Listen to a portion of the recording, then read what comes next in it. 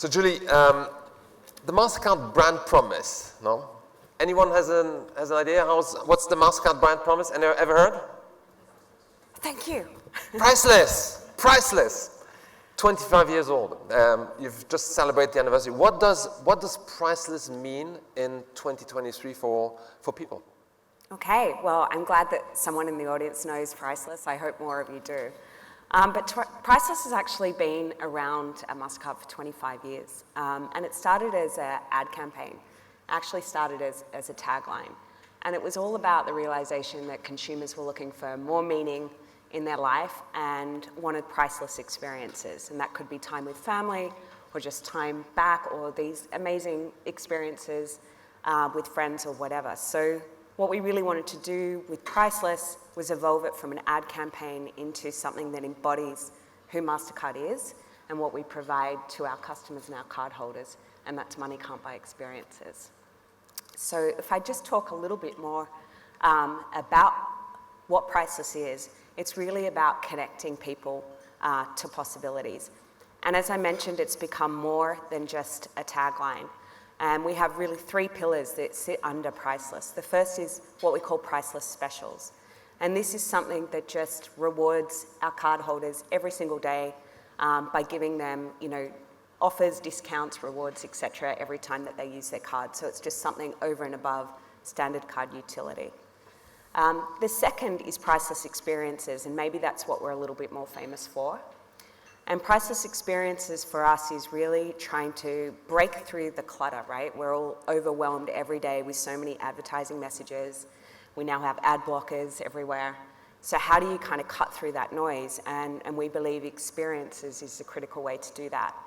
And so a lot of what comes under experiences is sponsorships. So Mastercard, invests in many, many sponsorships around the world. And those sponsorships are linked to passions that consumers have. And we've done a lot of research to understand what those passions are, and they're everything from culinary to sport to arts, culture, etc. And so when we look at our region, we think about the sponsorships that we can activate that will truly bring that experience to the customer. And you can see a couple of examples there.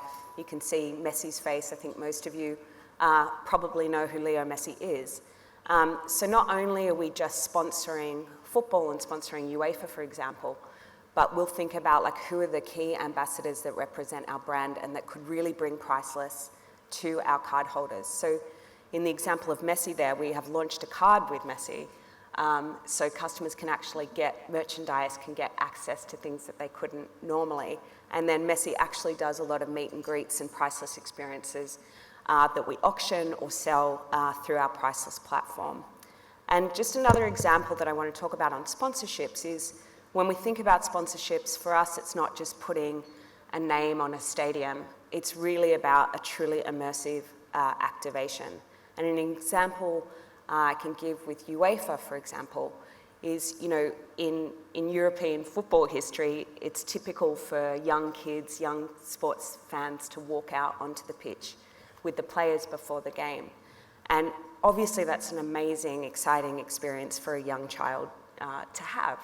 But it's also super exciting for their parents. So we wanted to take it one step further and think about how do we actually use some kind of technology, like a pulse tracking technology, to put this pulse tracking technology in the jersey of the child, pair it to the parent so they could actually feel their heartbeat, their excitement and their pulse as they went out onto the field. So it's these kind of things that we try and do to bring Priceless experiences to life with everything we do. League of Legends is another one. Gaming is becoming so popular, particularly in our part of the world. And we really want to, not just do a League of Legends partnership, but also offer cards that provide benefits for people to use in gaming for purchases, to buy skins, etc.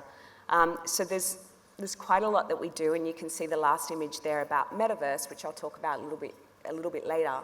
But we're now trying to think about, okay, every time we actually have a physical Priceless experience or a physical sponsorship that we want to activate, what's the way that we also activate that in the Metaverse so we can reach more people who can't get to go to some of those experiences? And thinking specifically about the Asian region, Priceless, what are the sort of experiences that people here in particular respond to in Asia? Where are the passion points? I would say the number one is culinary. So anything that we can do around, amazing food experiences, whether that's just partnering with chefs or our priceless tables where we put, literally restaurant tables in very bizarre places that are very hard to access, and give consumers, the opportunity to go to those restaurants, to more simple things like champagne painting at the top of Sydney Tower. But I think culinary is the main one, and then anything to do with football, people go wild about as well.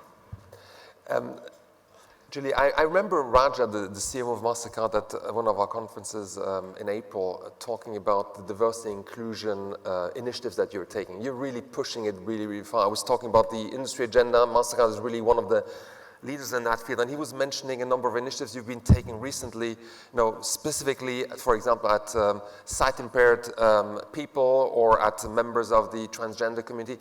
Can you share a bit more about the rationale that is behind that and share some of the examples that you've led recently? Yeah, for sure. And you can see that Priceless Causes is kind of the third pillar under the Priceless platform. And Mastercard has been at this for a long time, about 15 years.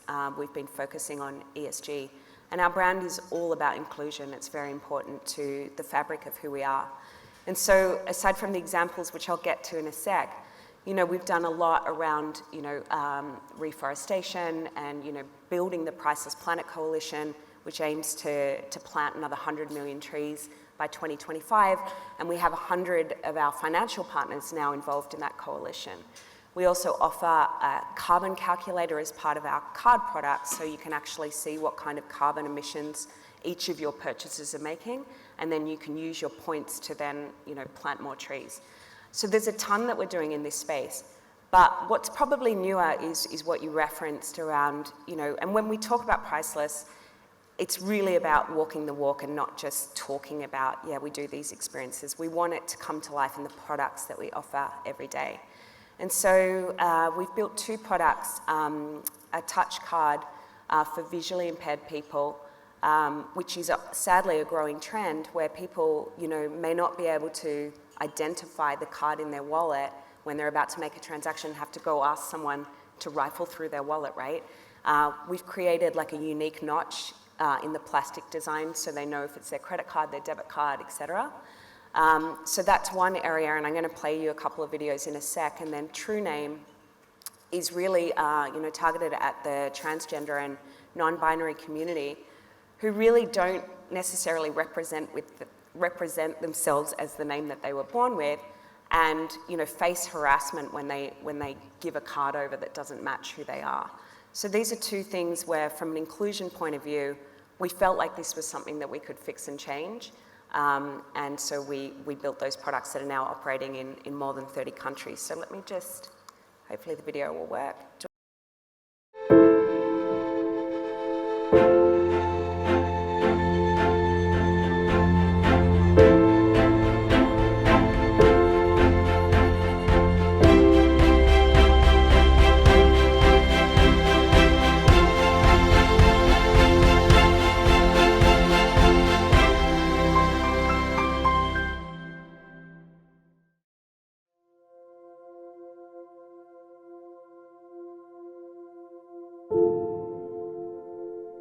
For transgender people, a secure payment doesn't mean protecting yourself from someone buying sneakers with your card. No, if you're transgender, a secure payment means paying for something without being judged, questioned, disrespected, humiliated, harassed, even assaulted, simply because the name on your card doesn't match how you identify. This is about more than just keeping a card safe. It's about keeping us safe. True Name by Mastercard, the first card that allows you to display your chosen name, because that's who you truly are. And I'll now just play you the video also of touch card, but just before I do, when we created the touch card with those unique notches, we also wanted to think about our advertising, right? Because if people, have sight issues, how are they actually going to follow the ad? So we created the ad to also have narration and unique sound so that, people with visual impairment could actually follow and learn about the product. This commercial was designed with audio description for people who are blind or partially sighted, so more people can experience it. A red-haired woman holds a white cane and feels her way down apartment steps. She strolls past a man scrubbing his vintage sports car. Love the music, Rick. Good morning, Marjorie. Good morning. Marjorie tilts her head. What's that sound? A shopping cart? Hey, Marjorie. It's her friend on a skateboard. Hey, Marcus. Nearby, kids play soccer. Marjorie steps into a tiny cafe. Hey, Marjorie. Hi, Mayuki. Vanilla latte, please. Okay, $4.50. Someone shuffles impatiently behind her. Marjorie isn't flustered. Her cards used to feel the same, but touch cards from Mastercard have distinct notches for debit, credit, and prepaid. She feels a half hexagon, her credit card. She taps a terminal and takes her latte. Thank you. She steps outside and strides away from us. Touch cards appear, each with a distinct notch. Introducing Touch Card by Mastercard. Because a world designed for all of us is priceless. The word priceless comes up next to the Mastercard logo. Impressive. Impressive work. Question about the first one, which we saw, the transgender communication. In a society that is polarized on some of those issues, just thinking about the US, for example, but other countries too, taking that sort of stance requires courage. Can you talk to us about how you've managed that? Yeah, I think, it's not easy, and also, remembering that Mastercard is like a B2B company, also a B2B2C company. Cards get issued through the banks, so even the most crazy and awesome ideas that we have, we've got a lot of constituents that we have to influence as well. I think what's been great is that, so many partners are on board with, how do we become more inclusive? We all know this as, as consumers and as marketers. And so I think, and that's part one. Part two is that in an incredibly competitive financial services world, where there's so many new payments coming up, and banks have to have a point of difference. And the markets are large enough for us to be able to kind of offer these differences and really appeal to many different communities. So we're also very proud about our inclusive stance, and so we ask our partners to support us on that. So I think the good thing is it's not just us being brave; it's hundreds of our bank partners as well. Super, a wonderful story. The Mastercard is known for sort of pushing the limits and constantly exploring new ways of connecting with consumers. And I think you call it multisensory marketing. What's the rationale for that, and what are you most excited about as you think about that? Yeah, so multisensory marketing or multisensory branding is really about appealing to all of the senses. So we just talked about one example, where sight might be a challenge for some.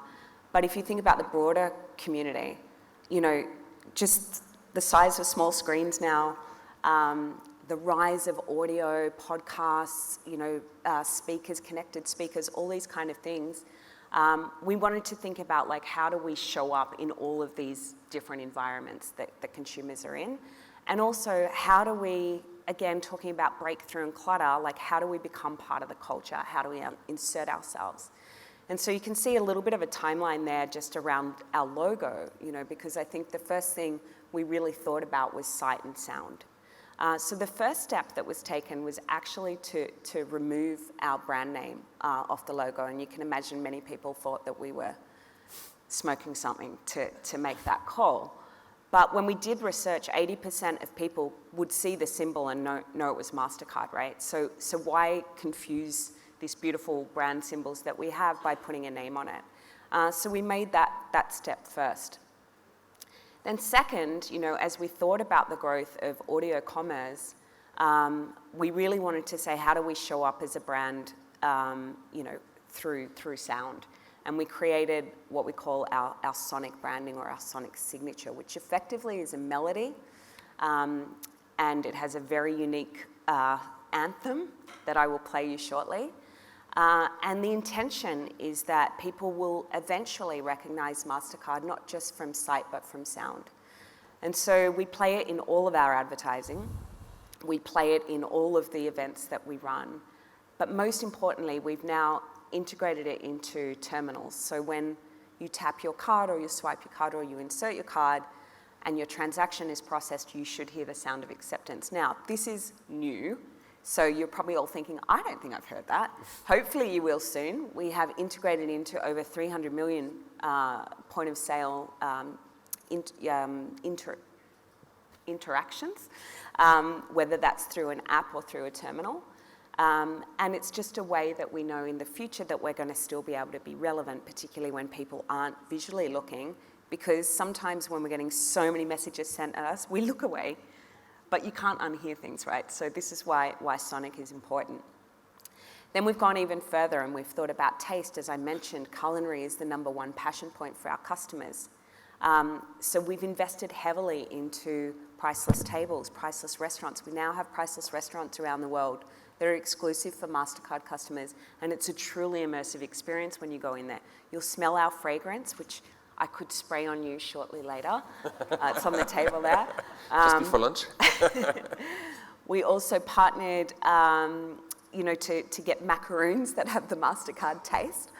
And very recently, we've integrated our sonic sound with a number of artists worldwide, and we have a Priceless album that's on Spotify, another thing you can check out later. So all of this, why are we doing it? It's all about breakthrough. It's all about making sure our brand becomes more and more relevant to consumers in a very competitive world. And all of this stuff is paying off. Like, our brand position a few years back was number 87, and now it's number 12, and we aspire to obviously keep driving that forward. So this is why we do it, and I think it's working well for us. And I might just play the sonic tune now.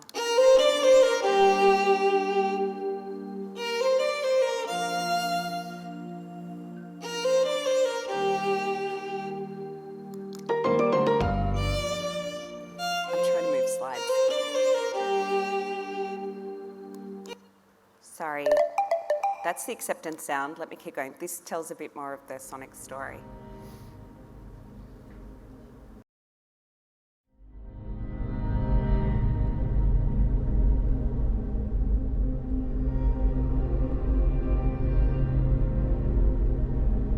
The Mastercard Sonic DNA is built around core brand melodies that make the brand uniquely recognizable.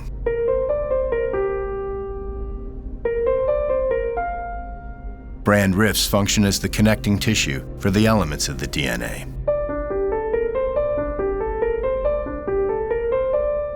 The brand chords provide additional layers to enrich compositions. And finally, the brand vocalization that adds a relatable human element to the DNA.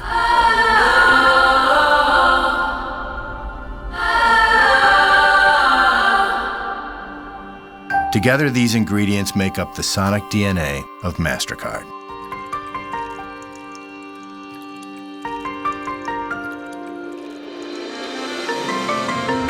This sonic DNA makes the brand clearly recognizable at all consumer touchpoints, while offering the highest degree of creative flexibility when creating new music and sound assets.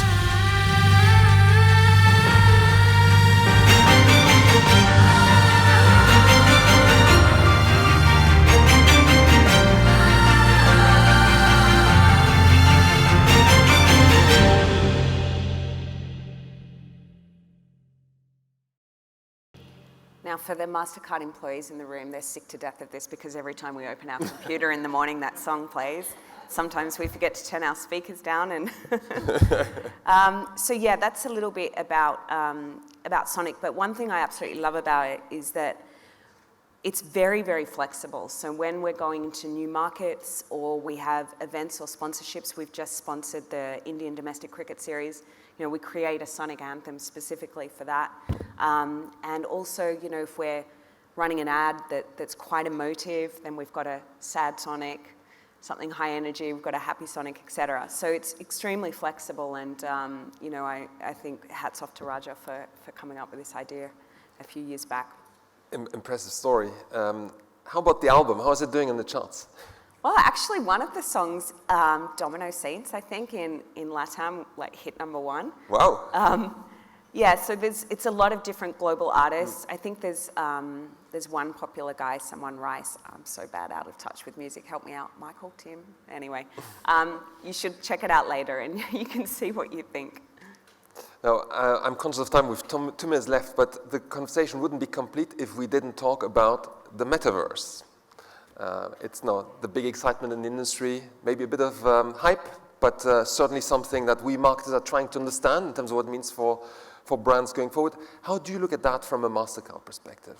Yeah, I mean, we're definitely getting quite active in this space, but I would say that, as we all know, it's still very early days, and we're not exactly sure what we're going to do. Like, when is commerce going to be an opportunity? How do we show up well? So what we've decided to do is really test and learn in different metaverse environments, test and learn with different types of activations, and be ready for when there is kind of mass adoption that we've already innovated, we've already tested, and we've already learned. That's one thing.